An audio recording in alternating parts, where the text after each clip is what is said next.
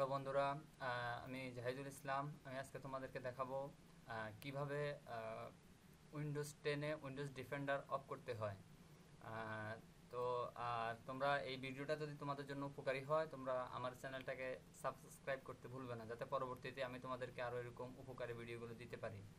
তো চলো, কথা না বাড়িয়ে আমরা কাজে যাই। প্রথমে আমরা আমাদের কিবোর্ডে উইন্ডোজ প্লাস আর টাইপ করব। উইন্ডোজ প্লাস আর টাইপ করার পরে আমরা gpedit.msc gpedit.msc এই এই এই শব্দটা লিখব। বাস, ওকে। ওকে লেখার পরে আমাদের সামনে যে এটা আসবে, আমরা এখান থেকে অ্যাডমিনিস্ট্রেটিভ টেমপ্লেটে যাব। এই যে এখানে অ্যাডমিনিস্ট্রেটিভ টেমপ্লেটে যাওয়ার পরে আমাদের যে আরেকটা বার ওপেন হবে, এখান থেকে উইন্ডোজ কম্পোনেন্ট থেকে এখানে আমরা খুঁজে বের করব উইন্ডোজ ডিফেন্ডার। উইন্ডোজ ডিফেন্ডারে গিয়ে আমরা এরপরে দেখব turn off Windows defender. Yes, এখানে এই যে টার্ন অফ উইন্ডোজ ডিফেন্ডার, এটাকে আমরা এখানে নট কনফিগারেড দেওয়া আছে, আমরা এটাকে এনাবল করে দেব। অ্যাপ্লাই,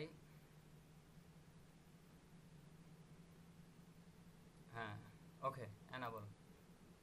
এখন টার্ন অফ উইন্ডোজ ডিফেন্ডার, আর যদি আমরা আবার টার্ন অফ উইন্ডোজ ডিফেন্ডার এখানে আমরা করে ফেলছি, আবার যদি আমরা ডিসেবল করতে চাই, এখান থেকে ডিসেবল দিব, অ্যাপ্লাই, ওকে। এভাবেই আমরা ডিসেবলটা আমরা এভাবেই করব।